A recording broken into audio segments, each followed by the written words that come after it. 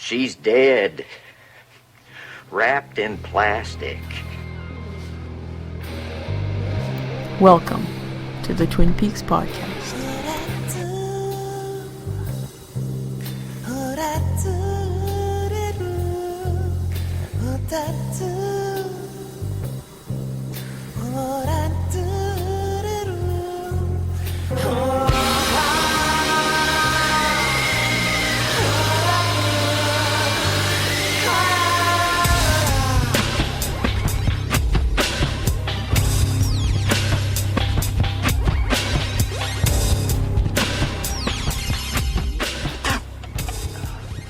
Damn good coffee. And hot. Would everyone please take a seat?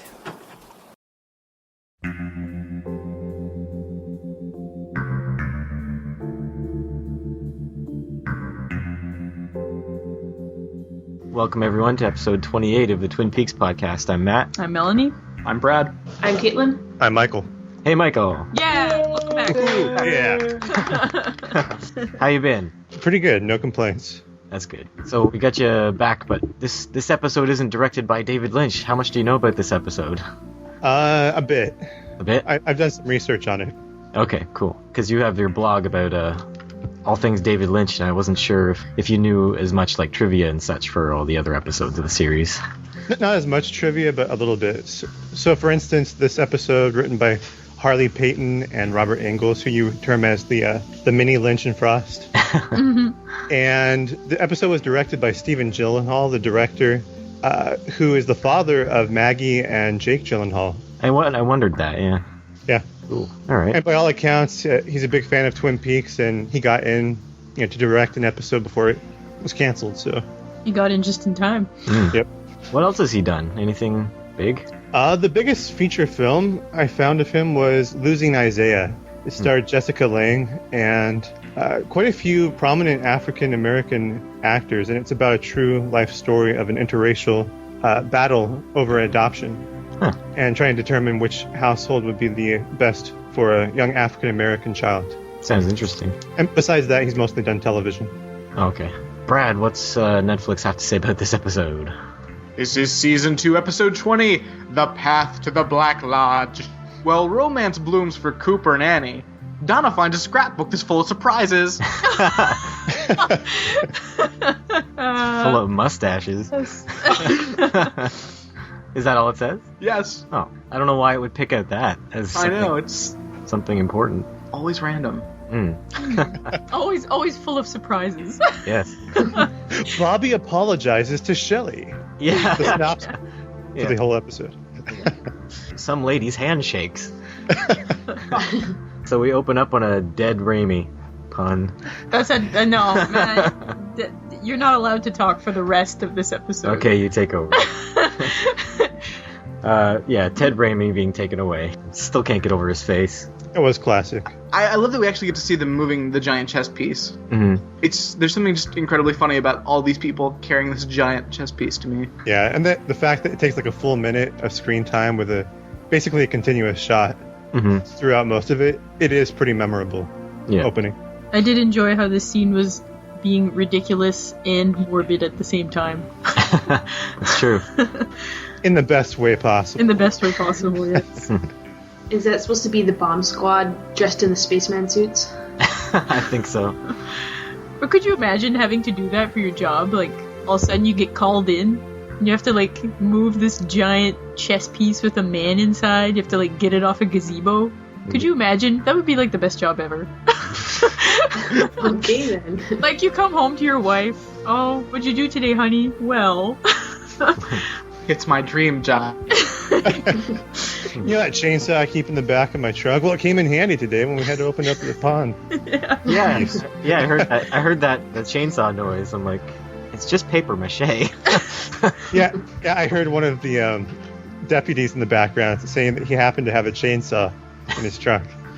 Yeah, but it was a pull it out. paper mache with like a metal and wood frame underneath. Oh, was it? So, Okay. yes. Yeah, I guess it would have to be. Yeah. Yeah, we learn Rusty Tomaski's backstory. Oh, the roadie says that Wyndham Earle came out of the woods wearing a weird suit. So what do we guess this weird suit was? It really could be anything. Yeah. I mean, what if he came out in the horse suit like he did later? He's going after Major Briggs. That'd be kind of I like to think he was actually like. Well, he says he came out of the woods like Bigfoot, and then he says he was wearing a weird suit. So I think he was literally wearing a Bigfoot suit. That's what I imagined. I prefer to imagine it's like a Mario suit where his face is just sticking out. He's in the giant green boot. Yes. Wyndham Earl in a Tanuki suit. Yeah, awesome. Andy has a cry with the roadie. Yeah. beautiful. Did it even make sense to you guys, like how Rusty got taken in by Wyndham, like how Wyndham Earl convinced him to come along with him? They didn't really explain it. It was pretty much just as a beer, I think. Yeah, I think they seem kind of just like stoners, and they're just like, hey, cool, man. Yeah. Wait, why did the other guy not go? Because he's aware of stranger danger. I just found it odd how much attention they're paying to Rusty's story. It's kind of seemed out of place. Doesn't seem very important. But I still enjoyed it. He's like he's in the pantheon of great one-scene characters in the show, like that insurance agent that helped save Catherine Martell's life by giving her the information of the plan that Josie and the other dude did. It's kind of cool. Like, I love these characters. They're just these little bit parts, and they seem really important for the scene that they're in, but you never really come across them again. Yeah. Except for Pinkle, who comes back inexplicably. I can't speak. I'm so hyped up on coffee. You need water to water it down. Dilute it. Not supposed to have caffeine. What's next? Wyndham Earl's playing off the board, we hear. Dun dun dun. So we're back at the police station, and Lucy tells us that Hawk has been feeding him breakfast. Feeding who breakfast?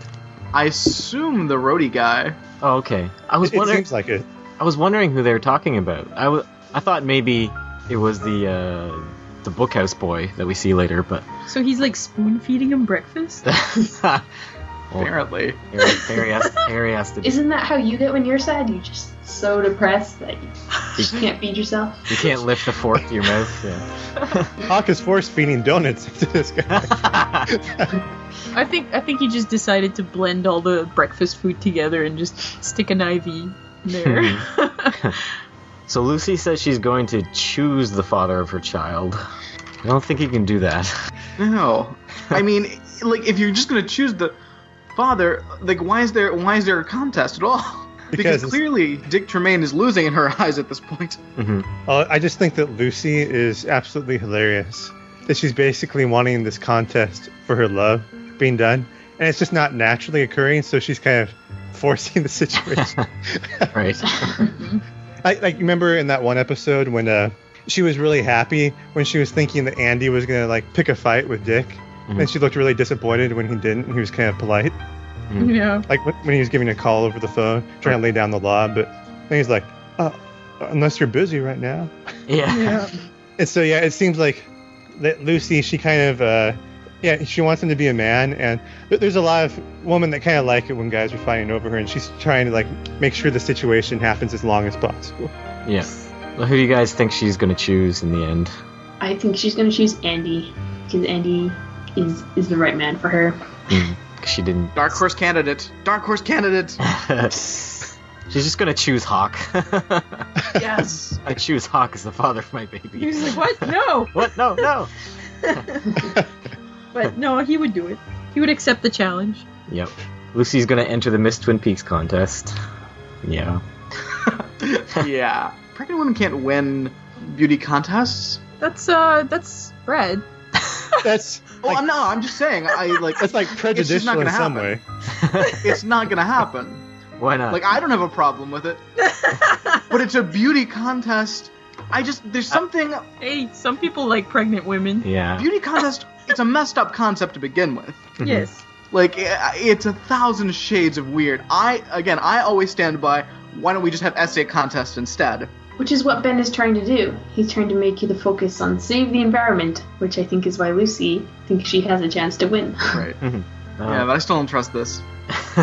Alright. Yeah, but just like the carnivals used to do with the freak shows, apparently the beauty pageants kind of came out of that same mode of parading people around that were extraordinary in some way, and it kind of fit into kind of the beautiful freaks or the people who are more attractive than everyone else. So if you take it and put it into an essay form, you miss out on the entire kind of impetus for the creation of the beauty pageant. You missed the gross part. Exactly. It's basically a freak show for beautiful people. Exactly. John Justice Wheeler leaves without getting to see Audrey. Womp womp. How long has it taken him to check out? All episode. Didn't he get this message like last night? Yeah, I think so. And he's like, I'm gonna have to check out immediately. Or 12 hours later. Mm-hmm. Yeah, it's bizarre because Audrey was around in the hotel. It wasn't like she had taken off immediately, so it's kind of strange that he wouldn't just go to her first. And she's like, "Hey Ben, yeah, tell Audrey I said hey later. I'm gonna take off for a long time." Yeah. Hayward's giving Ben a checkup. They kind of talk about doing the right thing about, we think, Donna, implied. And by the way, doesn't it seem to have a monstrous conflict of interest when your doctor is basically the guy you cuckolded? Or whose wife you cuckolded? Yeah. That's the way it is in small towns. Yeah. I think Doc Hayward just picked up the pieces after Ben left her with child. Possible. He felt responsible, just like Hawk is going to feel. Because Doc Hayward is significantly older. I just felt he preyed on a poor pregnant girl who had no options. Wow. And the stress of the weird marriage made her lose the power to walk anymore. Stress-induced paralysis. That's what a broken Attempted suicide. Ben, do you guys think Ben is almost too good now, to the point of ruining families? He's so good he's ruining families? Yeah. It makes sense that the only way Ben knows how to be good is to cause massive trouble for the townspeople. Pretty much. So he's too much one way, and then he turns around and he's too much the other way. I think he's just got to find his happy middle. Yeah. Or maybe he's just born to make trouble, and no matter what he decides to do, he's always going to cause havoc everywhere. That's more likely, I think. It's not like Donna's like a little kid. She's pretty much an adult at this point. She can know who her father is without it being irreparably harmful. It's still ruining her life. Yeah, I have to say, isn't it kind of dangerous to not have the full genetic medical history available for her, especially on her birth certificate information? Because what if there's some pre-existing condition in the family line through Ben? Like evil. Or mental illness. Yeah. But yeah, you would think that a doctor would be a little bit more responsible about keeping her records in case something happened to Eileen and him. That she would be able to, avoid problems like that in the future. Well, see, Doc Hayward has everybody in town's medical file, so he knows everything about everybody. If something did come up, I think he would know how to treat it, regardless of who's your dad, because he knows who your dad is. And if Doc Hayward dies, everyone's gonna die. If he suffers from an unfortunate swimming accident like his old med school buddy. Yeah, exactly. Under mysterious circumstances. That's right. JJW has to go. His friend's been murdered. Friend/partner. Yeah. Can I just say, I was completely confused by this the first time I watched it. I thought they were saying that Rusty Tomasky was his friend. And I was like, what, he's gonna leave and join a band? What's happening? Oh, that'd be awesome. That would be awesome. They should have wrote that way. Is it just me? Have you ever seen that Simpsons episode where Itchy and Scratchy gets Poochie onto the show? But he's pretty unpopular, so he immediately goes. Yeah. And they're like, I must return to my home world now.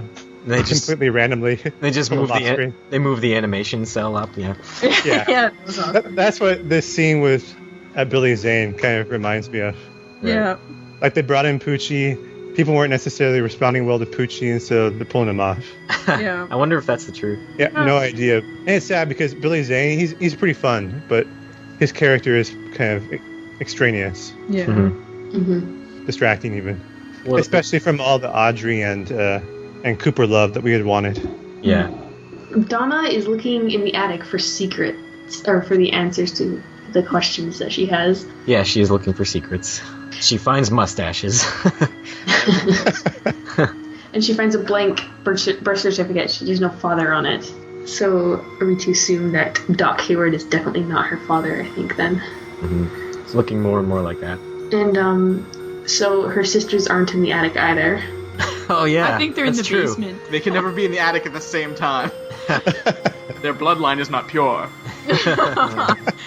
Yeah, we've seen the attic.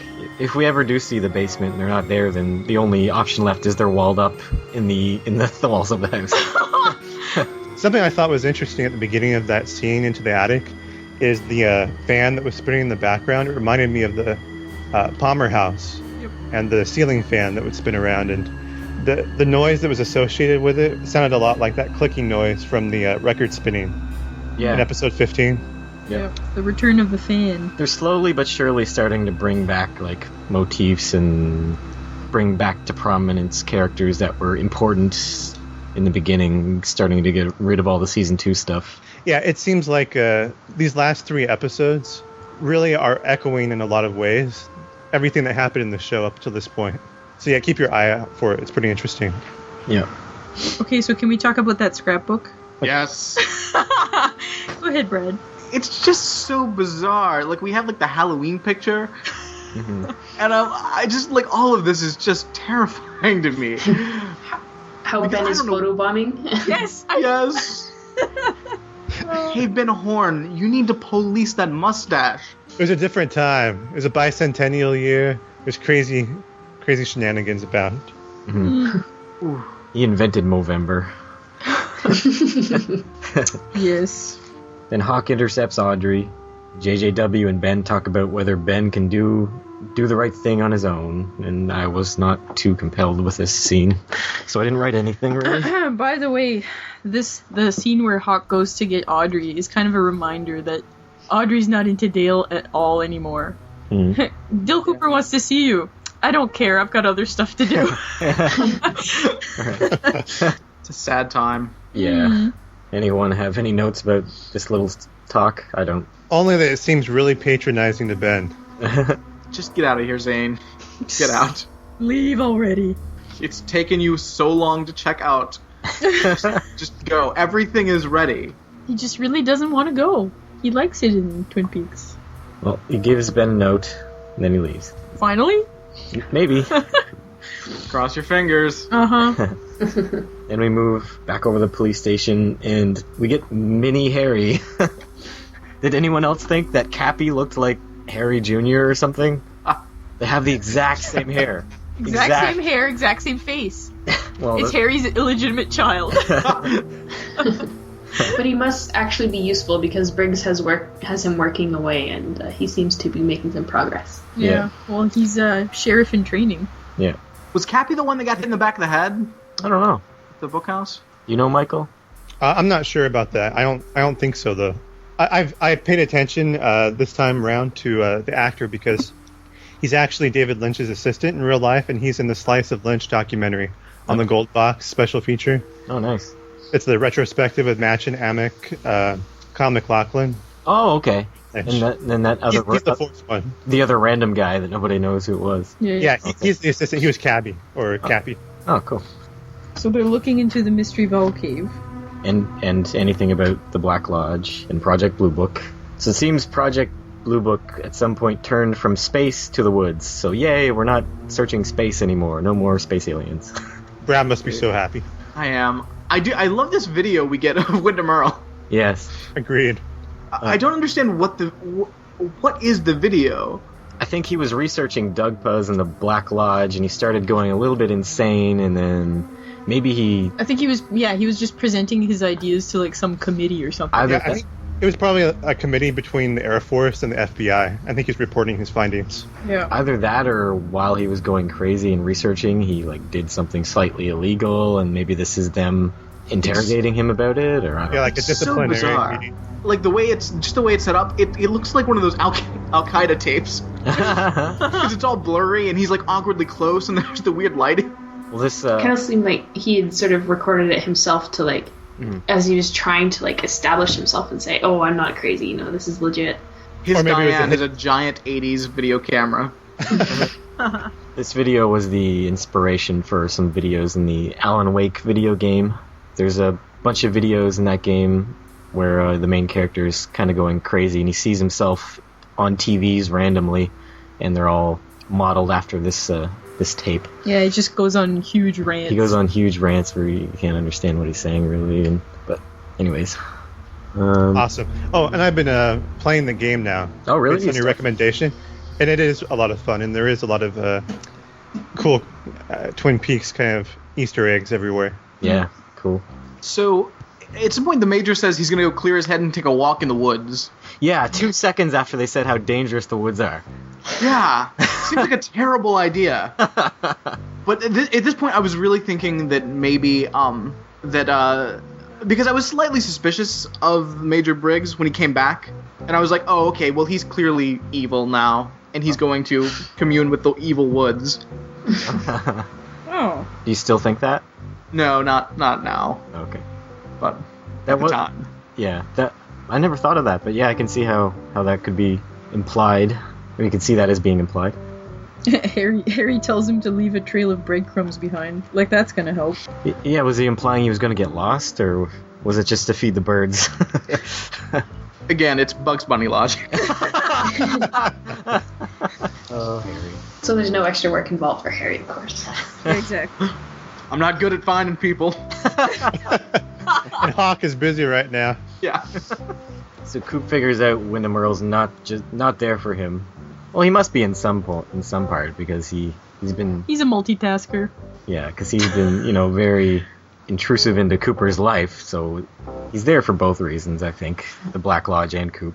Yeah, he didn't escape the insane asylum until Cooper was in Twin Peaks. So it definitely seems to be the impetus for his escape. Yeah, definitely it seems like a lot of his early work in Twin Peaks was all about Cooper. Yeah. I don't know when he was planning on getting to the side project of the Black Lodge. Yeah. Well, maybe he had to, I don't know, start with Cooper and get that bonsai tree in there so he could start, I don't know. So he could infiltrate. Yeah. It was all a master plan. He knew that the wacky disguises would throw him off his scent. Yes. We get, That's the one thing he never shared with Cooper. And of all the knowledge he shared with him, he never shared about the disguises. never taught him how to do a proper disguise. True. He just gave him a pitiful disguise kit with a curly wig and little mustaches and stuff. But Yeah. Yeah. We get thumbs up number 21. I wonder if we'll get, enough thumbs up to, match the episode numbers. I'm being really nerdy here, but... Awesome. We're almost averaging one per episode. Almost. Wyndham Earle's eavesdropping. He's done with his chess game, you can tell because he knocks it on the floor. the iconic moment. Yes. I enjoy It was all a red herring, just as Agent Cooper said. That's right. I liked how Wyndham's earpiece was just like Gordon Cole's. Mhm. Just when you zoom out.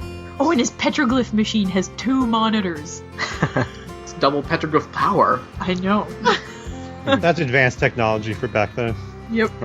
So, Leo steals the remote. What did you guys think he was going to do with it originally? I just keep it from Wyndham Earle. That's enough. Yeah. He just done Exactly. that. I thought that perhaps he'd regained at least more of his senses and was going to make an escape. You thought he was just going to, keep it in his pocket so that if he tried to attack Wyndham Earle, he couldn't get shocked? Mm-hmm, yes. We have the famous pie eating scene. Oh wait, that's all Twin Peaks, never mind. Yeah, so we're back in the diner, and this woman eating pie has a hand spasm, which is the first of many in this episode. And I think is related to the whole mystery of what they're going after Wyndham Earle is looking for with the petroglyphs. Jupiter and Saturn are aligning or something. And when they completely align, there will be traveling handshakes all over this city. Or perhaps the water in the town has just been infected by a parasite and Oh. everyone's suffering the consequences. Malaria. Yeah. Cooper was right, it is malaria. Yeah. I have thought about it, and it would be kind of interesting if there was something, of course, besides the mystical elements. You know how water apparently seems to be destructive to Bob? Because you remember, he left Leland, when the sprinklers were pouring the water on him, and there does seem to be some associations between the water not being good for him. Oh, really? Yeah, an interesting thing is that sometimes spasms are caused by dehydration, so a lack of water in the body. Mhm. And so I'm kind of wondering if there might be some hint at maybe that being the cause, like that Bob's able to exert more and more strength and power On people who haven't Yeah. drank a glass of water in a while. I'm probably reading into it, but thought it was interesting. It's too much coffee. Coffee's supposed to dehydrate you too. Oh yeah, Yeah. this town is full of coffee. Yep. They don't drink water, they just drink coffee. Yeah. So Bobby and Shelley. Bobby appreciates her now thanks to Gordon Cole. What? You don't buy it? Well, I love Bobby. I do. I can never renounce my love of Bobby, but just let her go. Just let her go. Oh. Let her be free. But he loves her. For Shelley's sake, or what? Yes, for Shelley's sake. She can do better. Better than Bobby? Yeah. She can come back and later when Bobby's matured and become wealthy, then maybe.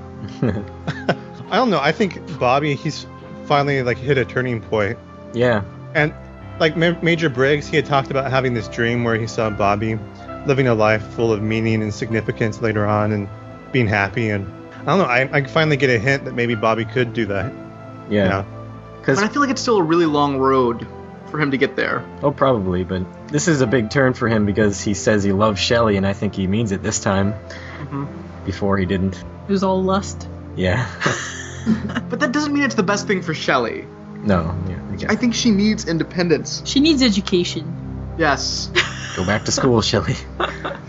So we have Lana is also in the diner, and she's so intent on winning this Miss Twin Peaks pageant. Mhm. What is her motive? Why does she want to win so much? Selfishness and She just wants pride. she just wants the title. Yeah, She wants to put that on her resume. I think so. Yeah. Do you guys feel like this scene should have been in the last episode? Yeah, probably. It did seem out of place. Really out of place. I like how, Because we were confused last time why she was flirting with Dick Tremaine so much. Yes, yeah. Well, now we know. Now we know it's so But she it's backwards. Yeah. So she can get him alone so she can use her spells on him. You know what? Another possibility. What if Lana wants to go to college also? She wants a scholarship, and she is constantly kind of advancing up through the echelons of different men and different people. Maybe she's has a bigger end game in mind. She just wants to find the most powerful man and use him for her. It looks like it, yeah. Yeah. For nefarious witch purposes. Because she was climbing up the ladder. At first, she was with that newspaper magnate, which was the mayor's brother, and now she's with the mayor, who, basically should have control of the entire town. But the thing is, it's clearly I think she's got to be more vain than anything. Because she's able to seduce all of these wealthy, powerful men. They could easily give her $1,000 and pay for school. Yeah. Yes. It's about True. the title. Yes. She makes the mayor cry. You know what? Maybe today it's Miss Twin Peaks. Tomorrow, Miss America. That's right. She's got plans, unlike Yeah. Shelley. She's going places. They should be roommates and have a spin-off. Yeah. Going places. Going places, yeah. We'll see if that works out. Teaches Shelley witchcraft. As Coop and the ladies talk in the meeting about meeting strange men, and they confirm that it's Leo's writing. So we get all three ladies in the same room again. We get some close-ups of their faces, so you can decide who's the prettiest. Who's the bitchiest, too? Seriously, though. I've got this pause on the television right now. That face that Donna's throwing. She looks like she's, like I can't really describe it. It's like, I don't know. Does she have mean teacher face? No, she just has really cold face. Just stuck up, I'm better than everyone else face. Like yeah. I do not want to be in this room right now. Like she was giving, like, everybody the cold shoulder kind of thing. Yeah. I am Laura Flynn fucking Boyle. Don't you forget it. Sherilyn Fenn showed down. She's probably kicking Sherilyn Fenn under the table. I see you eyeing Con McLachlan. Get away. Yeah. Oh. I stand by. How does Laura Flynn Boyle have so much more of a career than the other two? How is she more prominent? Well, the squeaky wheel gets the grease. She whined more, probably. Give me parts. So, guys, how come Lara Flynn Boyle was jealous of Sherilyn Fenn, but not of Heather Graham?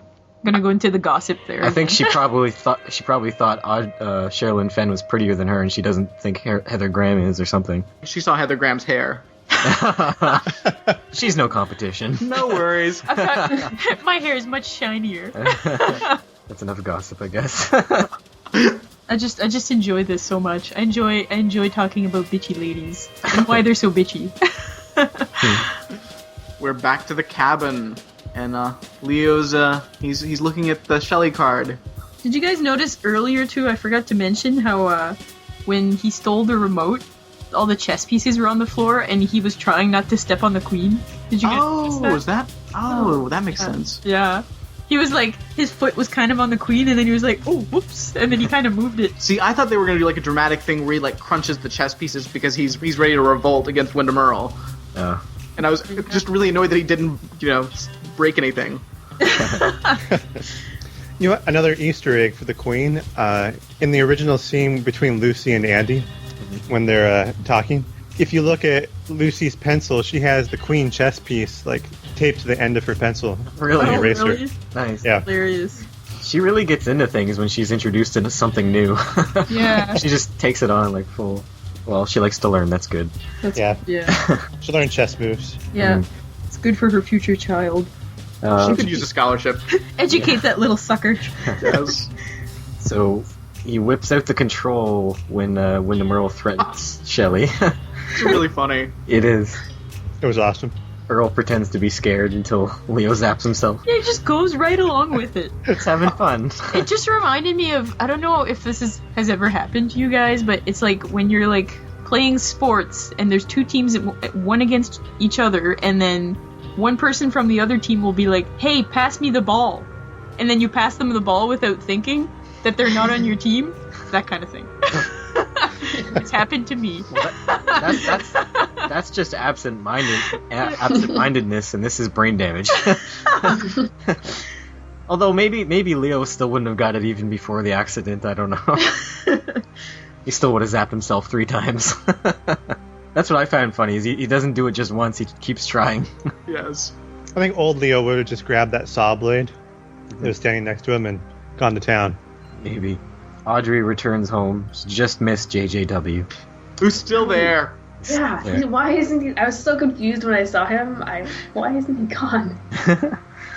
It's an emergency. He has to go really, really fast and not talk to Audrey before he goes, and I'm doing my pre-flight check. He probably checked under his bed and in the medicine cabinet in the room like 6 times. He looks out the window. He's just dawdling. Yeah. I mean, he has a private jet. I think his schedule should be somewhat flexible. Yeah. If this is such an emergency, why can't he just come back the next day for a second? Yeah. Although that is a long trip. Brazil to Washington. And is it that pressing that he has to get there immediately? I guess. It was his friend/partner. Whoever that guy was, he left a huge vacuum. Those big shoes could only be filled by Billy Zane. Yeah. Maybe he has to go hunt down his murder and seek revenge. Maybe. Oh, spin-off. No. There's all kinds of spin-offs in this show. It's true. It'd be great if Bobby was sent to go help him. Ben's like, I fear for JJ or for John Justice Wielder's safety. Go, Bobby. Be my representative. Bobby does Brazil. Rainforest justice. Ben wants Audrey to be the spokesperson for Save Ghostwood or something. Wants her to win Miss Twin Peaks. So there's a lot of people entering in this episode. Yeah, nobody wanted to enter the previous episodes. They were like, meh. And Annie considers entering later too. So who do you guys think's gonna win? I know I'm pretty sure I asked this before, but Like about 10 times. probably it might change with new information. You never know. I still want it to be Shelley. Okay. So Yeah, I think still one of the elite 3. You don't know specifically who you think is gonna win. Who do you want to win? Well, Brad wants Shelley. Who do I want to win, or Yeah. who do I want to die? Let's do both. both. Yeah, let's do both. Let's do. This is a big question. Okay. I want Audrey to win, but not to die. Okay. Who would die? If they could. Lana can die. All right, Brad. Who's gonna die? Who do you want to? Let's see. Well, I can't resist. Let's kill Donna. How about you, Michael? If I were voting, I would definitely be voting for Audrey. Yeah. I just think that she has, a certain way about her that's great. I have to admit, Machinamic, Shelley, I think she probably would win, all things being equal at this point. But yeah, I have this thing for Audrey. She's just the coolest, man. So Audrey runs out of the room, and then we hear that mystical music that we always hear, and Ben turns around. What the hell did he see? Yeah, he looked like he was scared shitless. Yeah. Bob has comforted him. I hope it was Bob. He's gonna be possessed by Bob now, and we're gonna get evil Bob/Ben. Well, do you remember the next line right after? By who? I'm sorry, Caitlin. Go ahead. Sure. Oh, I was gonna say maybe it's his evil fairy godmother telling him to get back into shape and stop being so good. I haven't seen you chopping a vegetable all episode. What were you gonna say? What were you saying? Yeah, I was just saying that the very next line. So it seems like that little ending of that scene when Ben looks off and you hear that weird creepy music seems to blend exactly in with Pete Martell's line. Do you remember what he said to the the woodwork? No. Oh, Josie. Oh yeah, Josie, right? Yeah, like he sees her in the woodwork, and so I'm wondering if Ben didn't see Josie somehow. That That would make more sense, yeah. Ghost Josie. Like he sees her face like popping out of the wood for a second in the freaky. Oh, that's creepy. Yeah. Like a wooden-faced Josie. So she's not just confined to the bedside table, but she's like in all of the Great Northern. It would seem so. I would not want that. Josie is the new Jacob Marley. Audrey grabs Pete and... One quick thing. I posted up an article about that because there's some stuff that's spoilerish, so we're not going to talk about it. But yeah. I posted the article last night, and I've read... once you finish Fire Walk with Me, I would check it out. It's very informative about that story point with Josie and the Great Northern. We'll probably talk about it on a retrospective episode or something. Okay. Yeah, because that's very interesting, that article, yeah. So yeah, Audrey grabs Pete, and they leave. Pete waves. Hi, Josie. Is that who we think he was waving to? Yeah. Yeah? I think so. Well, he was talking to Josie, so... Hi. But he's not freaked out at all. I thought, I never thought it was the woodwork. I thought there was a painting of Josie or something over the fireplace. And I thought he was just, being all eloquent or something. I didn't see any painting. But... Yeah, but you couldn't see the painting. You could just see, the hint of it. So I thought at first, but now that people mentioned, the woodwork and stuff, it makes sense. I thought he was just going back to composing epic poetry. To the wall. Josie. While speaking to the wall. Oh, can I mention something that's interesting about that poetry that you're talking about?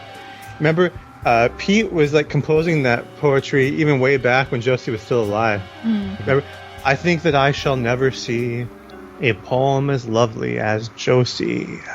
And he's reworking Joyce Kilmer's poem, Trees. The interesting thing is, since that poem's name is Trees, and he's reworded it to Josie instead of Tree, it seems like a weird coincidence that Josie seems to be caught up in wood now. But she seems to have had happen what the log lady's husband had happened. At least what Hawk seems to be hinting at. Oh. So it's almost like Pete willed her to become a piece of wood. well, I don't know about that, but the log lady does seem to establish from Hawk when he says, the log carries many spirits or something like that. He did some offhanded line back in the first season. Okay. And I'm kind of wondering if they're kind of thinking that maybe that's happening here in Twin Peaks, especially when Bob is involved with some type of direct attack. That somehow there's some residue that's getting split off into the people here. So, but yeah, I thought the poem connection, the tree thing, was interesting. I don't know if I ever got that. If that was implied that log lady's log had her husband's spirit in it. Hawk seemed to be implying it in season 1, I think episode 5. Okay. When they go to the log cabin and they have the little tea party with the log lady, and she informs them what her log saw the night that Laura died. Hawk seems to be kind of hinting that might be one of the reasons why log lady carries the log with her. Yeah, that fits. Okay, now Coop is looking out the window thinking about Annie, making Harry feel bad. It's so insensitive. In a lot of TV shows I watch, you'll have the main characters who are involved in an investigation or the main plot, and then they sometimes have a side love story or something, and usually I'm delighted to see this happening with the characters. But here it just seems like I don't want to see it. It comes out of nowhere, and it just does not fit the mood at all. And It's awkward. You mean the entire Coop Annie thing? yes. Yeah. Well, Agreed. it looks like it was just written into existence and it didn't happen naturally. Yeah.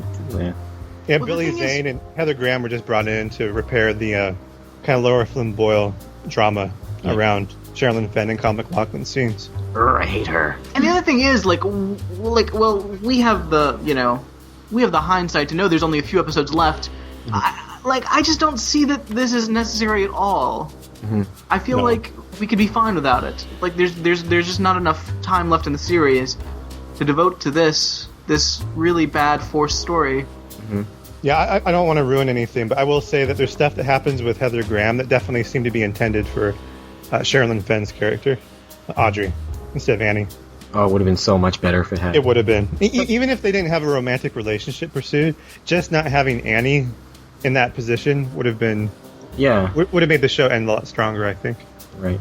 So, Coop's hand shakes. He's shaking too. It's the traveling palsy.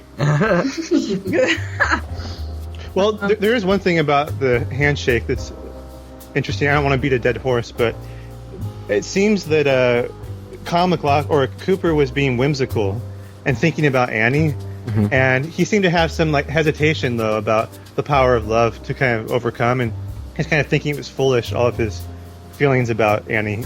He commented to Harry "Oh, I probably sound like a fool right now." Mm-hmm. And Pete, he sees Audrey and John Justice Wheeler kissing, and he seems to be kind of crying, and you kind of get the impression he's going through the same type of whimsical thing, thinking back about his original courtship with Catherine, and he probably was thinking about how it soured. So it's strange that both their hands shake right after they're kind of being whimsical about thinking about love, and them apparently doubting it. Right. And Major Briggs, his famous line when he talks about what his worst fear is, right?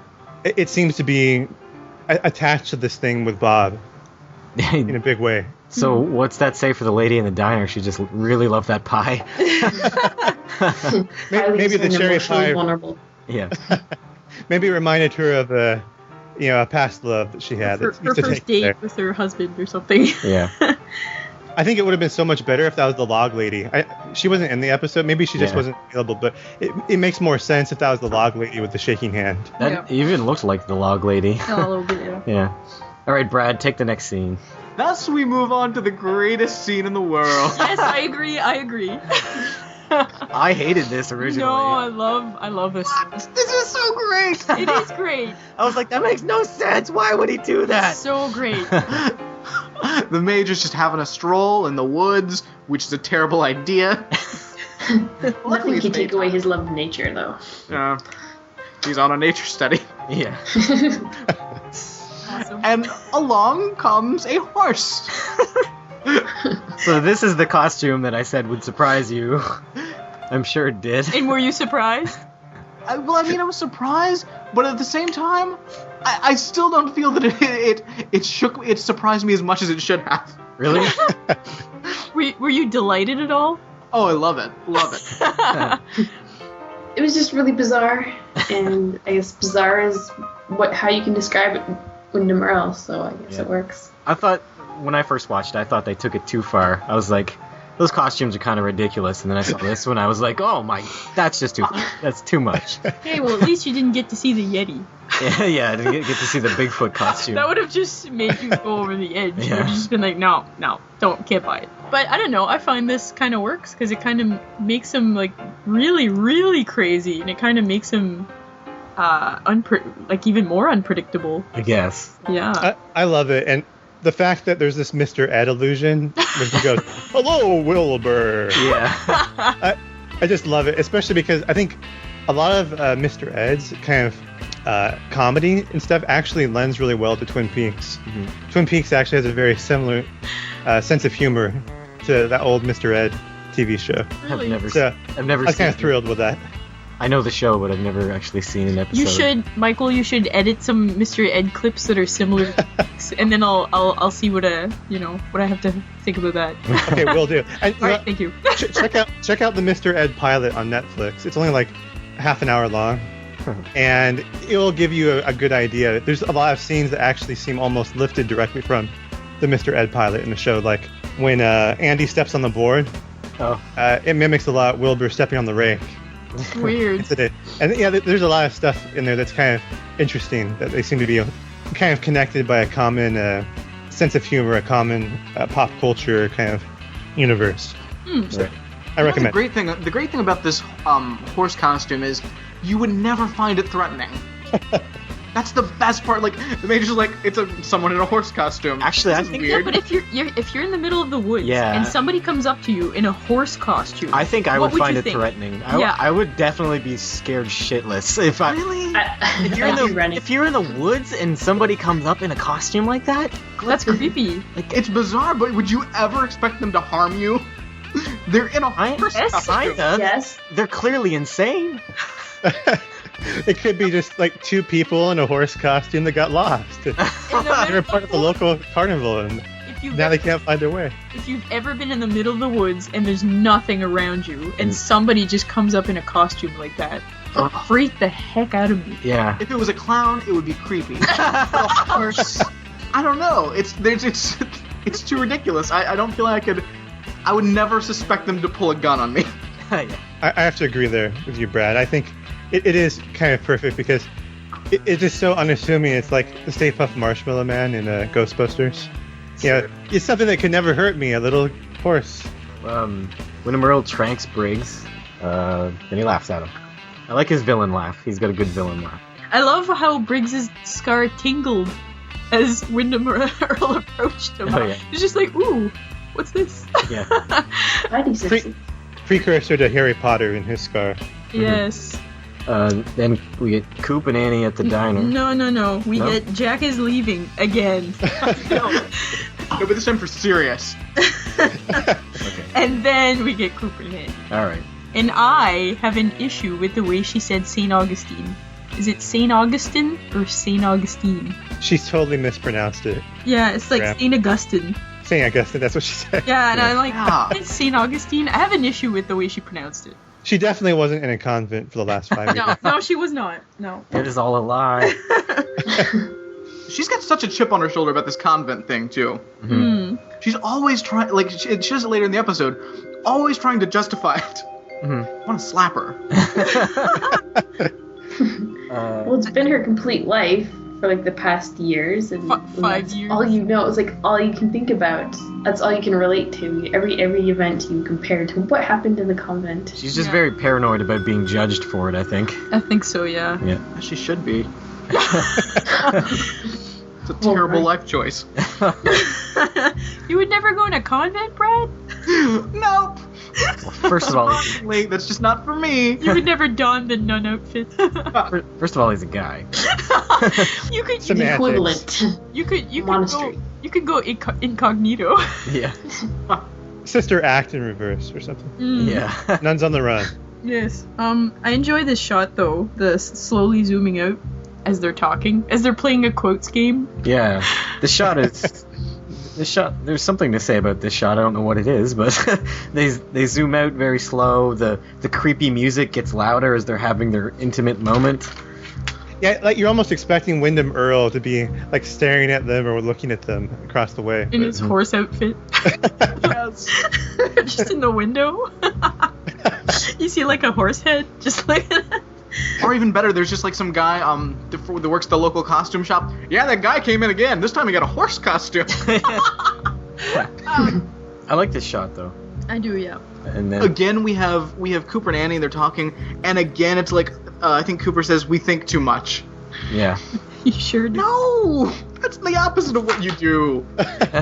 Well, they think so much it makes them stupid. No, they feel too much. Yeah, we emote too much. Mm. Then the plate breaks and we get the molasses dripping in slow motion. That's probably just to be creepy. I don't That think it means anything. Plate broke out of nowhere though. Like, how does Yeah. that break when you're kissing somebody? Yeah, and I rewound it to look at where the plates were. I didn't even see them in the shot. No. Didn't seem to be anywhere near them. No, it just like they materialized and broke. Yeah, I was like, were we supposed to insinuate that someone was shaking? I don't know. Maybe. Mm. Or did that just happen? She leaned on the plates. I don't know. Maybe I she just thought it was was. gonna be another handshaking thing. Yeah, maybe she was holding it in the other hand and it palsied or something. But they didn't establish that clearly at all. The physics of the situation. Right. Oh, one quick thing. Even though maybe the molasses is random, I have to say it does remind me a lot of some shots in the finale.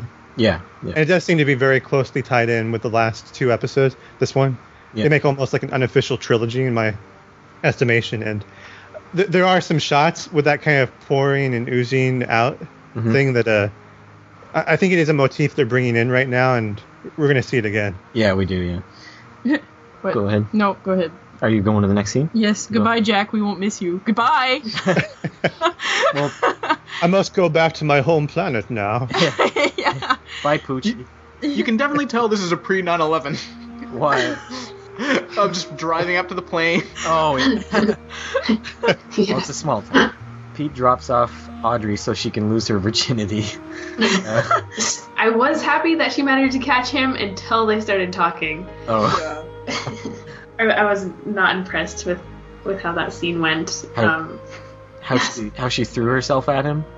Yeah. What I got In a from this very scene is that un-Audrey way, too. Yeah. Did not seem like herself in the situation. Well, No. she's been rejected by. She was rejected by Cooper when she was like basically being like, you know, completely sexy towards him, and you just rejected her. And then she got hit on by her dad. So don't is this know. just to build up her I think self-esteem again? she's just messed up. It's true that she is going off heroin and stuff, too, still. Yes. 'Cause remember, they addicted her back at One Night Jack's. the big I'm thing always I got. disappointed they didn't do more to explain what she was going through emotionally throughout that time. And her dad has a nervous breakdown, and she has to try to save him. And I can see that there being a lot of stress. They just don't really explain very well Yeah. for Audrey's situation. Go ahead. The big thing I got from the scene is that I really, really want to get a jet. So you can get girls in there. It seems like a good plan. Yeah. You can have like all night parties in there. Get your disco ball going. That always does it. It always gets the girl. Oh, the disco ball. Like Austin Powers, you have the spinning, rotating bed in the plane. They're in love after 3 days. Don't buy it. Pete waits and cries, and his hand shakes. And we move on to Wyndham Earle's interrogation of Major Briggs. And why did he tie Briggs's leg up like that? It's kind of an odd Well, just tie-up job. Did you guys notice? It looked like he was on a spinning wheel. yeah, that's what he wanted to do. But it wasn't a spinning wheel. It's true. He has this kind of awkward. It almost looks like a marionette. Like I think Wyndham is trying to suggest that visually, with how he's putting him up. Like I'm the one pulling the strings here. Yeah. So what'd you guys think of the scene? I think it's hilarious. Yeah. His interrogation with him, and especially, I won't use up the quote, just in case we're going to use it later. But yeah, his just interchange with Major Briggs is really entertaining, and I kind of wish there was kind of more repartee with him in different episodes. But Is truth serum's not a real thing, right? No.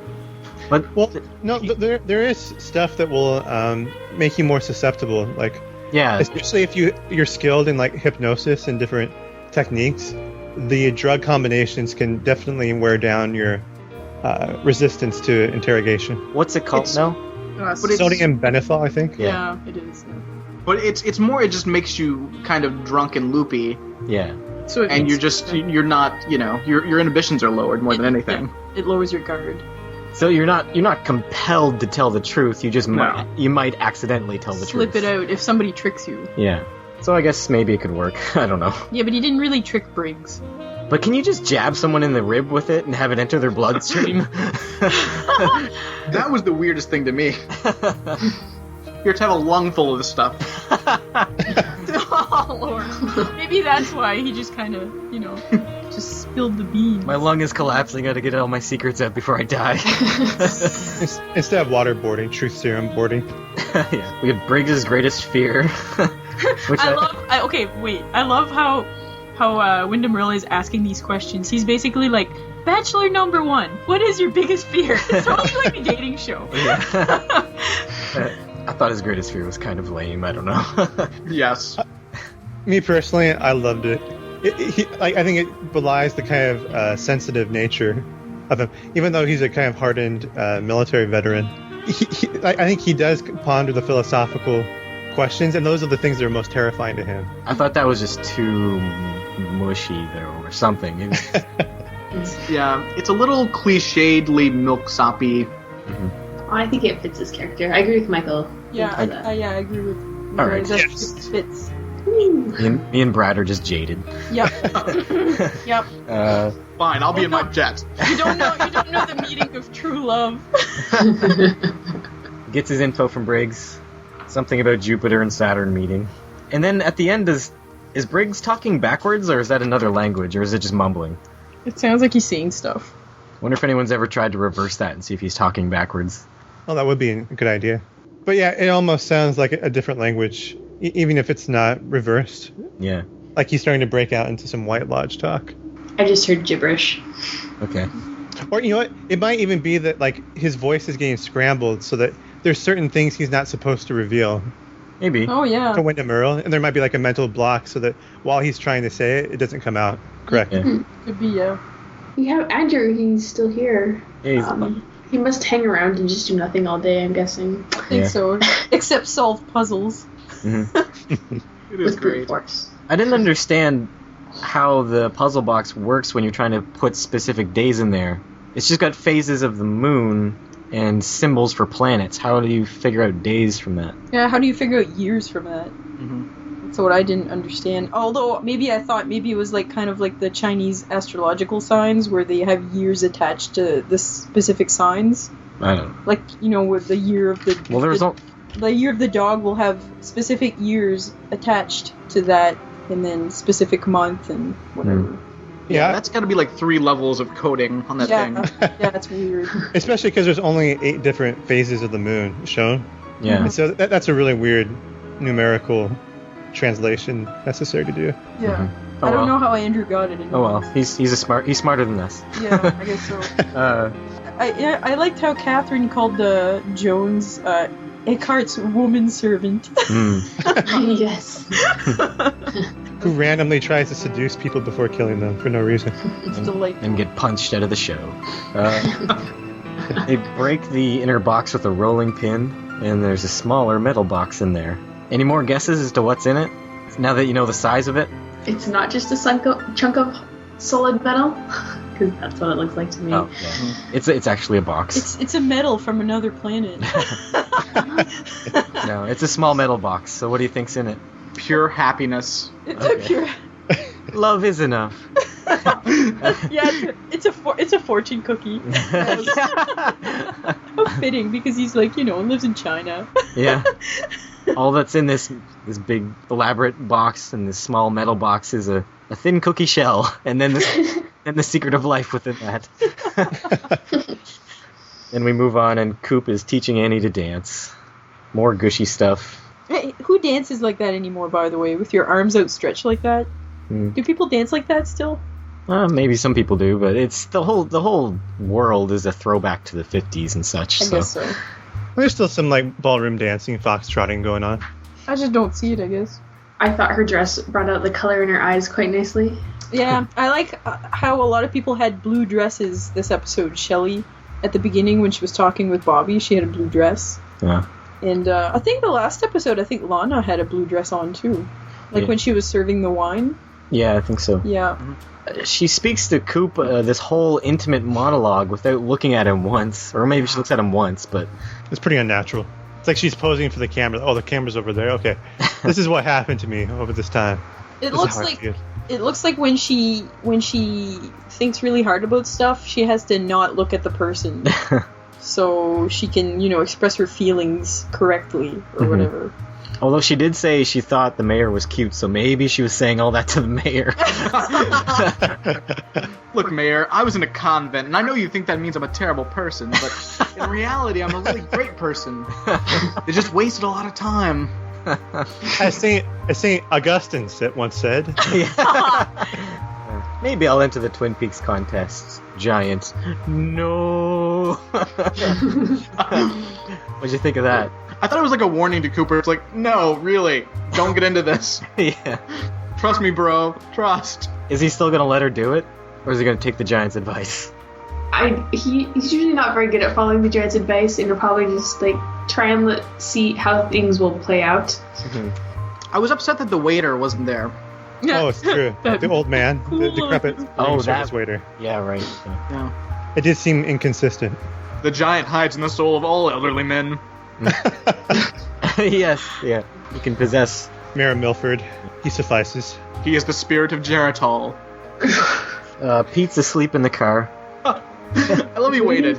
Audrey. Yeah. Yeah. Guys, I think Pete found his new Josie.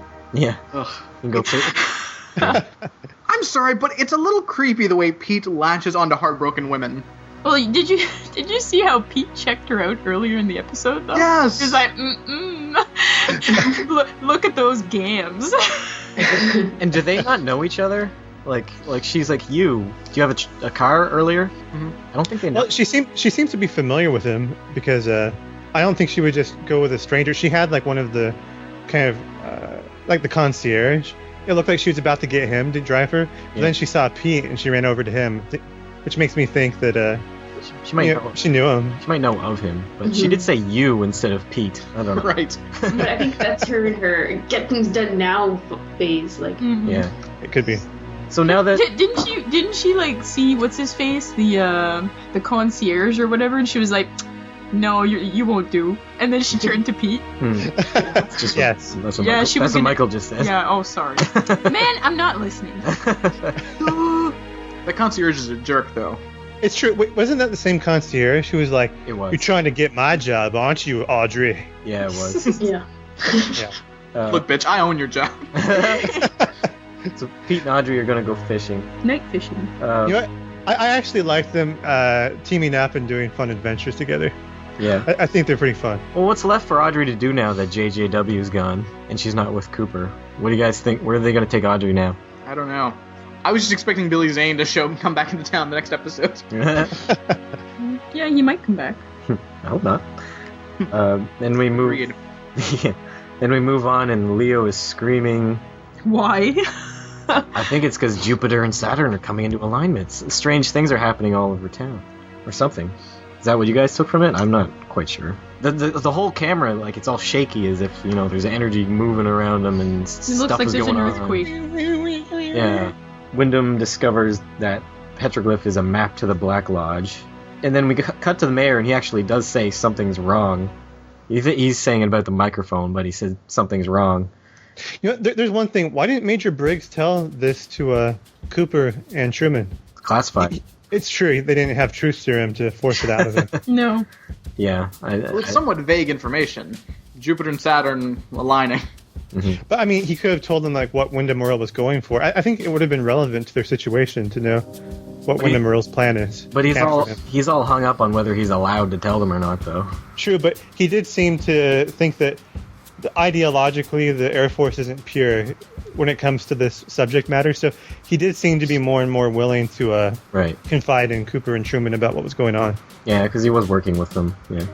Like Cappy, I want you to study a bunch of obscure symbols from the past. Look for strange nomenclature while I withhold all the information that we need in order to solve this case. What information does he really have? Except Jupiter and Saturn aligning. Well, Cooper said, like, we know that this petroglyph cave painting is related to what Wyndham Earl is doing. We have to figure out how this is related, to that, that Wyndham Earl video they just saw. And so it did seem like Briggs was holding back way too much information right then. Mayor says something's wrong, and then we get more creepy, empty shots, kind of like in episode 1 of season 2 at the end of it. And we go to a ring of trees in the forest with a... Well, what? We get the traffic lights again. Yeah, traffic lights. Double R, the high school. A random shot from... the sheriff's office with the phone ringing. I don't know if that's a shot of the school from the pilot, because the film stock was definitely different. Yeah, I think that was a video taken from that shot from the pilot episode. So hopefully they'll fix that before they go to Blu-ray. Yeah, there's a ring of trees in the forest and a black pool of some sort of liquid in the middle. And then what happens, Brad? Then greatness happens, and we see a denim-clad arm reaching out of the ether. And there's Bob. And his hand seems to be shaking in the same palsy-like manner that the others were. The other 3 people were in the episode. So was he causing all that mayhem? I don't know, but I think he's gonna start causing mayhem, maybe. I hope so. Bob's just gonna go on a serial killing rampage. It does seem like he's chanting out between 2 worlds right now. Right. I see what you did there. We get in the black liquid. You get the red drapes from the dream sequence of episode 3, the red room, and the red room music. So what do we think this means? And what is that black liquid? Bob, I'm wondering if Bob is he free from owl form? Can he be in Bob form now? I think he can transform just like Dracula. Transform into a bat? Well, he can transform into an owl. Yeah, it seems now that he's manifested himself in a physical form, and he can walk wherever he wants without inhabiting people. Which must have something to do with the planets aligning, maybe. Yeah. All right. I think so.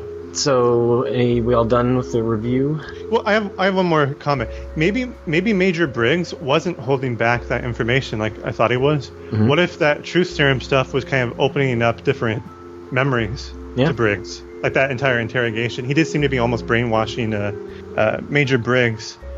Especially when you come back later and you see Briggs and Leo Johnson like both screaming while Wyndham Earle is doing some crazy stuff with them, and it does seem like he's like penetrating through different parts of Briggs' psyche that maybe even he isn't consciously aware of. Mm-hmm. And so maybe that's why Wyndham Earle is getting all that information when Briggs didn't share it earlier. Yeah, possibly. All right, so let's rate the episode then. Oh, crap. I'm never ready for this part. I'm always ready for quotes. I'll go first. I'm going to give it 8 out of 10 armies of hairy clones. We saw one. I'm sure there's others.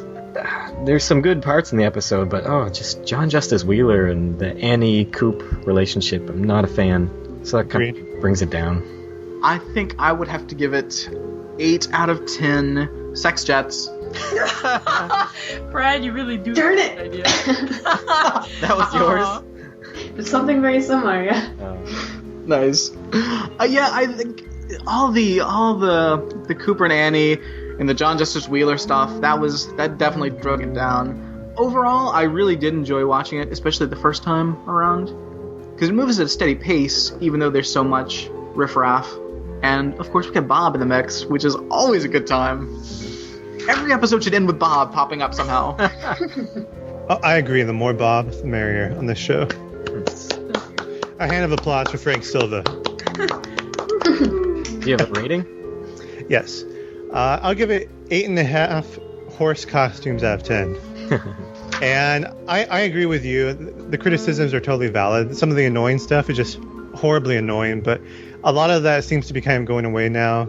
The show's getting back into its Twin Peaks rhythm. It feels a lot like an episode from the early second season rather than from this more recent batch of episodes. So it does feel like we're getting back into the kind of real show, having significant stakes that we're fighting for now. Yeah, it's a shame where it's only ramping up at the very end.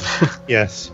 And as I said before, I like watching the last 3 episodes together because I think that there's different like motifs, there's different things that are brought up right now in this episode that get payoffs in the finale, and this entire story right here, this stretch, really works together all together as a 2-hour 20-minute movie. Yeah, I agree. They're very closely tied, just like the first and second episode of the second season. Yes. I was going to give it a 10 out of 10, but Matt talked me out of it. It's not that good. It's not a perfect episode. I love this episode. It is great. Yes, but I'm gonna give it a 9 out of 10 mystery babushka boxes. And I guess I deduct a point for... But how can I deduct a point when he's leaving? He's leaving. But he's still in the episode. But still, he's leaving. Give those extra points to the next one that he's not in. Yes. Yes, but I enjoyed his leaving so much. It's just like yeah, but look how long you took leaving. I know, it's true. Literally. Yeah. The whole episode. Okay. He said he was leaving like 4 times. Yes, anyways, 9 out of 10. Okay. Okay, I'm gonna give it 8.5 out of 10 eternal styrofoam cups. You know what? Even though John Justice Wheeler is such a drag. I still love the character of Audrey so much that any screen time for her is okay with me. Really? Agreed. I would repeat the sentiment that this is feeling more like it was in in the first season, and we're getting more of the vibe and the mystery that we had before, and I like it. It's Cool. I remember. I remember the first time I watched this episode. I felt like there was. I loved it so much because I felt like there was so much anticipation for good things. You know, for good things to happen. Yeah, it gets you excited for the episodes to come. It got me so excited just to watch the rest of the episodes. Definitely. And that's why I wanted to give it a 10 out of 10 because I just remember that excitement that I had. Yeah. It was it's a good feeling. Yeah. And after that really slow period of the show, this really is a huge breath of fresh air. All right, do we want to do some quotes? Who wants to go first? I'd love to. Okay. What we observe is not nature itself, but nature exposed to our method of questioning. Cooper. Heisenberg. Annie. Maybe we should go bowling. No, let's go dancing. Yeah, I love the quote because, for one thing, it feels kind of random coming from Heather Graham, the quote in general. Yes. But just the fact that they're citing some philosophers right here, it's just entertaining. I'm gonna quote one side of a conversation. I love you. Do you have to leave? When will you be back? I'm a virgin. That's hilarious. That's exactly how I wrote down the conversation as well. You don't hear anything coming out of Billy Zane. You just hear Audrey. Okay, who wants to go next? I've got one.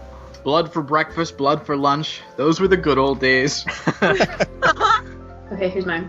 The goodness in you is like a time bomb. It seems to be. Okay, I do another one. Wyndham Earl. Garland, what do you fear most in the world?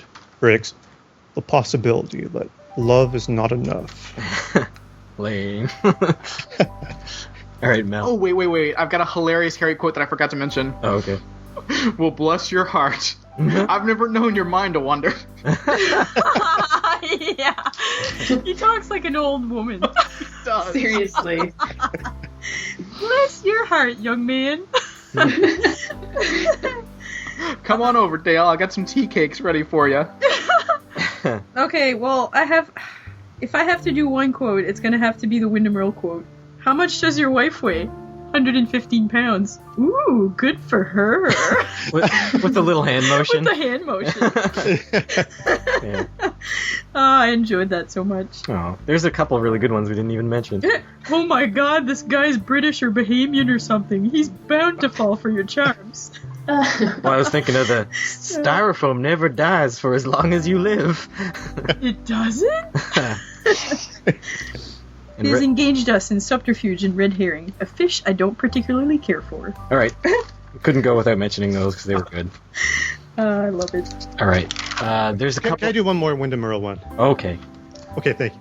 Home, home on the range, where the deer and the antelope play, where seldom is heard a discouraging word. Hello, Wilbur! I also like when Jupiter and Saturn meet. Oh, what a crop of mummy wheat. What's that mean? Don't know. All right. I'm going to quickly read a couple feedbacks we got late for the previous episode. This one's from Scott Schneider. Hey guys, I hope I'm not too late to submit content for this episode. You were too late. Sorry. That's alright though, I'm reading it now. This is right around the time the show started to pick up for me again, so I'm really excited to hear the collective feedback from of everyone during these final moments of the show. This episode in particular had a lot of memorable one-liners for me, and to top it all off, who would have thought there was a doppelganger for Ted Raimi in the heart of Twin Peaks? I'm sure any question that I have will be addressed in the final cut of this podcast. This was a wonderfully crafted episode for me, so I regret I do not have a lot of constructive criticism. Wyndham Earl's speech about the afterlife was thought-provoking, and I would love to have been a fly on the wall to hear Mike's response to Bobby, as this has perplexed me for years. Don't think about it. Assuming this does not get addressed, I would love to hear initial impressions about the Cooper-Annie discussion. Cooper reveals he knows her secret. Annie doesn't want to talk about it, but she previously stated that she came to Twin Peaks to face her fear where it all went wrong. What were some initial impressions? I'm sure we talked about it. I don't remember exactly, but Other than that, look forward to this being released in a few days. Take care. See you in the trees. All right. Thanks, Scott. One more from the last episode. From Andrew Prock. Dear Matt, Mel, Brad, and Caitlin, your podcast is cool, man, but you promised me beer. Just kidding. Your podcast is cool and you guys are still the best. So did we all enjoy Wyndham Earle's history of the black and white lodges? I know I did. Though I wish he would stop playing the flute already. Brad and Caitlin, what do you make of the Owl Cave petroglyph now that Andy's faithfully rendered it on the sheriff's station's chalkboard? Does it really matter if that line proceeds downwards, not across? Really, Major Briggs? One other thing about this scene. Are we really to believe that those two handwriting samples have anything visibly in common? And why is it such a big deal that Leo Johnson is working with Wyndham Earle? Cooper announces that connection like it is the key to everything. I think they have bigger things to worry about, like strange hooded star people and giant flaming were-owls. For me, the real joy of this episode is Catherine's mystery box. I love any scene with Pete and Catherine, but I especially love these later episodes where they're trying to figure out the box. I could enjoy an entire spin-off series with Catherine trying to get random people to help her open it. Any new guesses on what's inside? We made a few, I think. Or, no, maybe we didn't. I don't know. Brad, do you still think Annie will win the Miss Twin Peaks contest? I hope not. She may be the only young woman in town who hasn't entered. I'm definitely on board with Shelley winning. Maybe Leo would distract Wyndham Earle long enough for Shelley to grab the scholarship money and run. And we are treated to another Hayward family dinner from hell. Please just pass those peas, Donna, and let it go. I like that they've made enough food for the missing sisters. We can only presume that Doc Hayward will take the leftovers up to the attic later. I really like Wyndham Earle, but I'm a bit underwhelmed with his overly elaborate victim in the giant pond. I thought his earlier taunts were much more creepy and sinister, especially the first victim pointing to the chessboard in the sheriff's station. I guess there's only so many ways you can kill vagrants and drifters with the chess theme. Overall, this episode is setting up a lot of excitement that awaits in the final few episodes. I'll give this one 7 out of 10 Butterfingers. Andy. P.S. Brad, the Ramjack is all I hoped it would be, and more. Oh, awesome. Thank you. Do you want to take the next one, though? This one is from Michael Lee. Greetings from the past. I just started listening to your podcast this week. I'm enjoying it a lot. Fresh opinions on something like Twin Peaks are always fun to listen to. I'm really far behind, but I see you're starting to wrap things up, so I better send this email now. Hopefully you are all still enjoying the show after the many catastrophes of Season 2. I'm only 3 episodes into your podcast, but I can already tell that there are at least 2 subplots that must have had Brad banging his head against the wall. As much as I enjoy the series, I can't defend the bad parts of Season 2, but I know how to fix them. Here's my simple 2-step plan of fixing Season 2. Apologies if this feeling has already been expressed. A. Wyndham Earle shows up sooner. B. His 2 victims should have been the painfully unfunny posh stereotype guy and Wet Blanket James. Oh yeah, what if he had killed James? That would have been awesome. Who's the unfunny posh stereotype? I think he's talking about Dick Tremaine. I think so too! He doesn't know how much we like him. Alright. He's in the Well, past. you'll find out in the future. You in the past. Not only would the viewing public throw a parade of joy for killing easily the 2 worst characters of the show, what? But their deaths mean all the bad subplots they are in, which is everything they are in, won't happen. Also, killing actual known characters in the series instead of whoever these nobodies were would have been a created tension of who's next. That's so true. With the Palmer case, the hook was everyone is a potential suspect. With Earl, they could have flipped that everyone is a potential victim. Awesome. Yeah. Didn't True. happen though. We get a whole lot of bad comedy bits instead. I don't know, I thought they were enjoyable. The comedy bits were 1,000 times better than the James on the road bits. Yes. Exactly. Boom, boom, boom, boom, boom, boom, boom, boom, boom, boom. Hope you enjoy the rest of the series. To those who struggled, there is a reward coming. The final episode is pretty much the craziest, possibly scariest thing ever on non-cable TV. Is that spoilerish? Also, if nobody has mentioned it to you before, look up some info on the Japanese video game Deadly Premonition. Read a wiki article or check out some clips on YouTube. It's a hilarious, low-budget, unapologetic clone of Twin Peaks.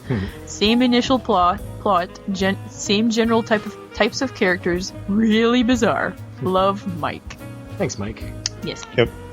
I wrote an article on Deadly Premonition. I have to agree, it is a great show or a great game for Twin Peaks fans. Yeah. It's so much like the show. It's hilarious, but it's pretty original too. So it has a lot of the same feeling though that you get from watching Twin Peaks playing the game. So it's a great one. Yeah, we just got the last one from Claire here, if you want to take it, Brad. Hello, Peakertons. There's a lot to go through in this episode, so let's get right to it. Rusty Tomasky's little roadie mate at the start of the episode was played by Willie Garson, an actor who appears to have been in every TV series under the sun at some point. But Brad made particularly interested to know that he was also in 7 episodes of Mr. Belvedere as Kevin's friend Carl. Yay! Can't wait till we meet Carl. The director of this episode was Stephen Gyllenhaal, father of actors Jake and Maggie. Thank you, Stephen Gyllenhaal, for beginning this episode with an extreme close-up of Ted Raimi's dead, gurning face, which in no way traumatized me as a small child. Other than that, I think you do a fine job. Do the police in Twin Peaks have low self-esteem? That would explain the "Support Your Police, We Support You" sign at the sheriff's station. Donuts aren't enough. Love us. Okay, can we talk about the photos that Donna finds for a minute? Were William and Eileen auditioning for the Couple of Swells number from Easter Parade? Even when just sitting down, Hawk is still on the case, researching and expanding his knowledge, judging by his interest in the Owl's book in the Great Northern Reception. Who's that sad man Hawk had been feeding that Lucy had never seen before? Did I miss something? I don't know, who did we settle on? It was the Rusty Tomasky's buddy. Okay. Yeah, most likely. The silent bookhouse boy, Cappy, looks like Harry Jr. They have the exact same perm. Thank you. He previously helped Joey Paulson, Hawk, take Audrey to the bookhouse after her rescue from One-Eyed Jacks. Okay. I don't know how perms were ever popular, I'm sorry. Guys. The scene in which Coop, Harry, and Briggs watch the film of Earl is far creepier than anything else he has done so far, but not that he will ever do. More on that in the next episode. Yay. Thumbs up. In the scene in which Wyndham cackles to Leo about Coop and Harry... In the scene in which Wyndham cackles to Leo about Coop, and Harry has references... Oh no, it's another one of these sentences! Bring in Morgan Freeman! In the scene in which Wyndham cackles to Leo about Coop and Harry and references Columbus, look very closely at the monitor behind him. See? Morgan Freeman can get through it. There is a very dim image, which will become important later in the episode. Thank you, Mr. Freeman. Remember way back when Harold left his house and his arm started shaking? Oh. Does it remind you of anything in this episode? Yep, it seems that poor Harold is not the only one with a hippie shake in this town. Cooper and Pete also have a funny turn later. That's interesting. I wonder if that was deliberate. Like that's because Harold Smith is a time traveler. Well, at the very least, Harold had been studying the Laura Palmer secret diary for like a couple of weeks by the time Donna met him. And so I've always thought maybe he was under a strong influence of Bob by that point because of all the things he had been reading about him. Probably. Also, you remember when Josie died? Mm-hmm. Cooper, when he's talking to Truman about his vision of Bob and the little man from another place, he mentions seeing Josie trembling with fear. Yeah. And so maybe it's similar to the shake of the hand thing that's going on. I love Shelley's blue dress. It's also interesting that she still wears her wedding ring. Yeah, I made a note about that. Get rid of that ring! Yeah. Freedom for Shelley! Maybe she can't get it off, though. Oh. Or maybe she wants it for protection because Leo still is out there. Yeah. But she's not being that discreet, though, about making out with Bobby in public, so... Yeah. She's probably not too careful. I zoned out a bit during the Mayor and Lana's scene, as all I kept thinking about was how much I loved the silver squirrel / gray tinsel / silver tablecloth decorating scheme. Agreed, that was an awesome squirrel. It does seem a bit random, though, for an event supposedly taking place in early spring, with colors and models of deer on stage. It all looks very Christmassy. Or maybe they just repurposed their Christmas decorations for the town for the Miss Twin Peaks pageant. Perhaps. Makes sense. I'm not really sure what Leo's plan was with the buzzer. Why is he so surprised to be electrocuted when he pushes it? Because his brain's broken. He's got the brain drain. The whole "oh no, Audrey" and JJW keep missing each other gets really old fast in this episode. Yes, it does. The scene where Ben turns around suddenly in his office is an interesting one, and is the subject of a lot of theories and debate among Twin Peaks fans. Any creepiness Wyndham may have had is completely destroyed by the fact that he dresses up as a frickin' pantomime horse to kidnap Briggs, and later ties Briggs to a giant bullseye. I repeat, a pantomime horse. Oh, Wyndham Earl, you are such wasted potential sometimes. Yeah, a pantomime horse in the middle of the freaking woods. That's creepy. Awesome. It's totally awesome. It's bizarre, but not creepy. The broken china after Coop and Annie's kiss is a weird little moment. This episode seems to be full of them. Jack and Audrey equals yuck. It's annoying when you know that her first kiss should have been with Coop instead. Dale, I really think you should listen to a giant's advice when he waves his arms at you and goes, no! It'd be fantastic if the giant wasn't just telling him, like, don't let Annie get into the Twin Peaks pageant, but saying, no, Annie's the wrong girl. No, it's Audrey. Yeah. Go back to Audrey. It's a commentary on the relationship. Stay away from her. She's crazy. Love the shot of Bob's arm coming out of Glastonbury Grove. It's similar to the earlier arm shaking. Plus, the red room reflected in the puddle as the last shot fills me with so much joy that all I can do is cackle maniacally to myself while rubbing my hands together in anticipation. So yeah, this episode is a vast improvement. I just want to pick it up and cuddle it. Oh, I forgot to say, goodbye, Pilot Plywood. Bugger off to Brazil, and may we never see you again. I hope he gets eaten by a hungry jaguar.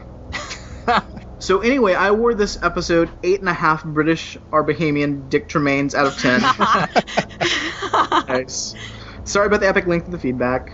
Until next time, Claire. It's Claire. Alright, so that's the end of the episode proper. Do you want to plug your blog, Michael? Sure. 35 Years of David Lynch, and you can find it on Facebook as well.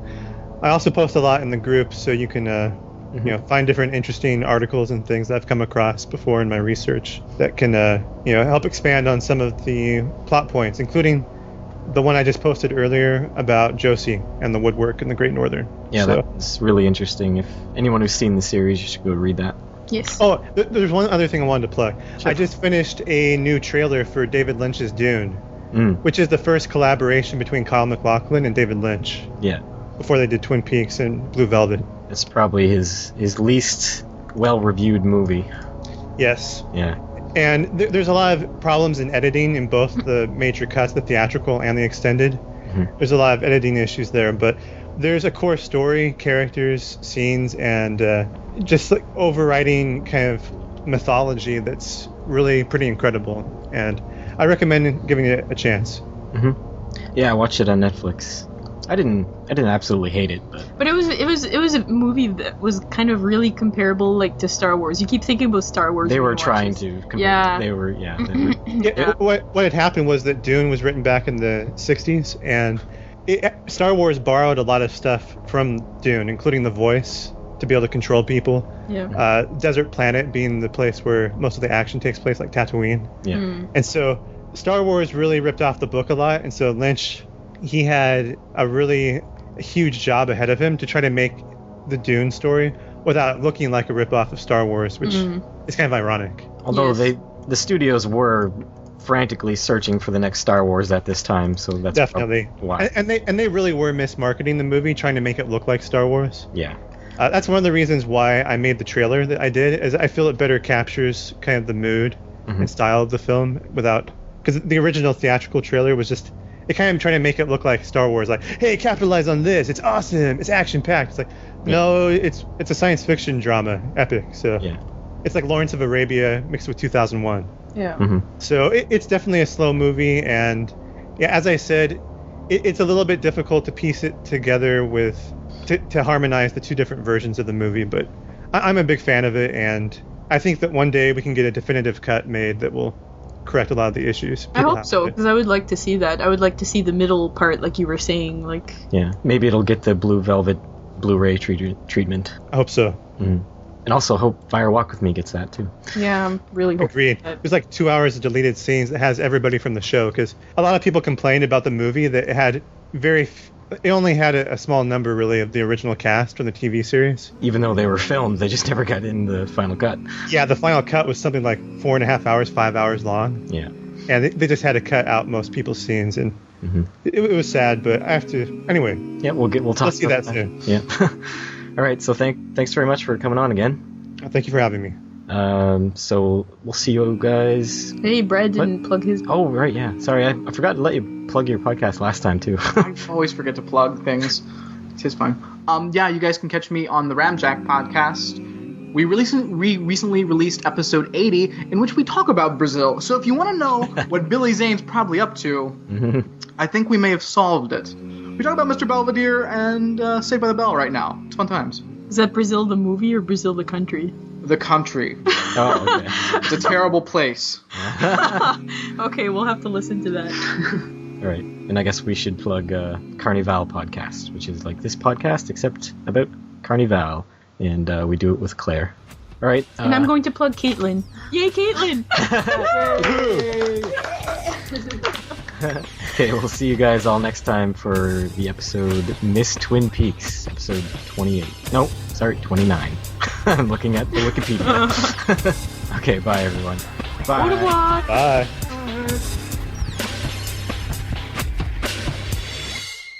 Thanks for listening. Check us out on twitter.com/TwinPeaksCast.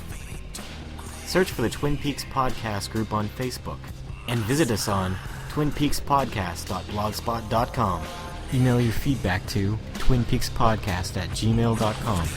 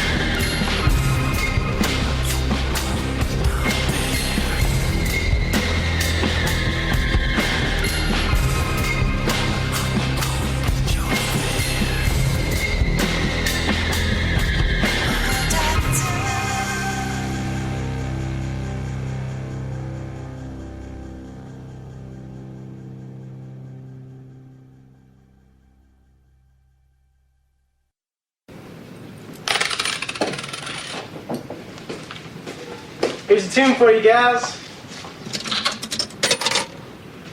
Okay. Don't do anything I wouldn't do.